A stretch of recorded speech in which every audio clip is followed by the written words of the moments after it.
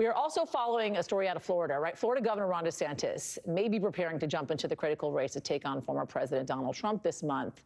But for now, his biggest opponent seems to be Mickey Mouse. That battle fueling warning signs from GOP strategists and donors alike. But polls, surveys, and interviews with Florida Republicans show this may be a fight DeSantis could actually win. I want to bring in NBC's Dasha Burns, who spoke to nearly 24 voters inside the state, and NBC News senior political reporter Natasha Korecki as well.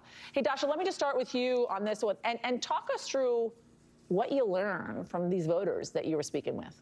Well, look, Yasmin, there's been so much speculation in the political class in D.C. from donors, from consultants, warning that this could be something that sinks the DeSantis campaign before it even begins, right? But there's a reason why he is doing this, and that's to court some of these Republican primary voters that are going to be so critical if he wants to take on Donald Trump. And so we went and spoke to a lot of them. We spent a lot of time in Lake County, Florida, which is actually right next door to Disney. Now, look, this is a conservative county. It also encompasses the Villages, which is the world's largest retirement community that is also famously quite red and went for Donald Trump. But this is a community that has also benefited a lot from Disney economically, and the voters that we talked to acknowledged this. But overwhelmingly, we found that they sided with DeSantis in this fight. They were frustrated with Disney wading into political waters. Take a listen to some of our conversations. I'm definitely on DeSantis' side. Go woke, go broke. You know, it's absolutely ridiculous, you know, what they're doing. Do you have grandkids? I do not, but we love to go to Disney World. You go to Disney World? And we had annual passes, and I will tell you, we did not renew them.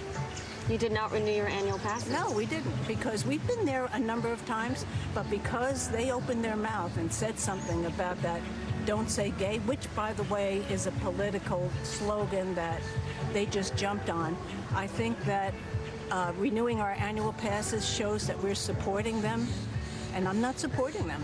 I think it shows the pettiness of Ron DeSantis, and I think it also shows hypocrisy.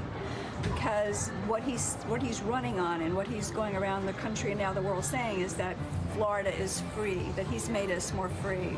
He hasn't made us more free. It's the wrong time to go after Mother Nature. You remember there was a commercial years ago that said you don't mess with Mother Nature.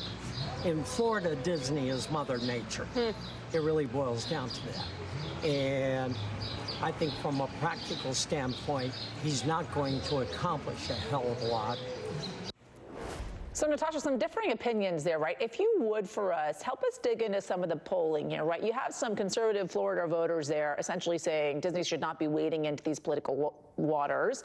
Although you heard one woman there essentially say she doesn't think DeSantis was actually doing the right thing and representing Florida in that way. What are you seeing, not only in the state of Florida, right, but across the country when it comes to this? Right. So we looked at, there's 3 polls. There's not a ton of data out there, but there are 3 polls, 1 local, 2 national. And what we found was kind of consistent across the board, which was if you take the entire electorate, this is a very unpopular fight. If you look at the Republican primary potential voters and a GOP primary, they love this fight. They love that DeSantis is taking it to Disney. And we can see that in the numbers on favorability. DeSantis among Republicans has much higher favorability, according to the University of Northern Florida poll. Wow. Disney was very low, as you can see, 27% to Ron DeSantis, 87% among Republicans. We saw the same in these national polls. In fact, one of the national polls, the Harvard Capps Harris poll, had the overall electorate, 54% overall supporting DeSantis. Now, the question was asked a little differently, but it was asked, you know, do you want to limit the autonomy, Disney's autonomy in Florida? And there was 54%, you know, saying that. So you had Republicans, you know, the bottom line here is when you look at the numbers, Republicans across the board are supporting this fight. And that is an indication of DeSantis' strategy right now, which is he needs to think about the primary. He has to get through the primary. He has to get past Donald Trump. And that's what he's looking at right now. It's fascinating. Sorry, go ahead. No, please continue. Oh, I was just going to say, probably your next point. This is a completely different conversation when you're talking about a general election and you're talking about, you know, a bigger electorate, but he has to get through the primary first. I got to say, though, it's fascinating considering the financial contributions, what Disney does financially, economically for the state of Florida, and yet how so many Floridians there, especially conservative voters, it seems DeSantis's base there in the state, are siding on the side of the governor versus on Disney, considering what Disney really does for the state. I'm wondering, though, right, you're looking at these kind of high-rolling donors, right? They're watching how this fight is playing out in the state of Florida.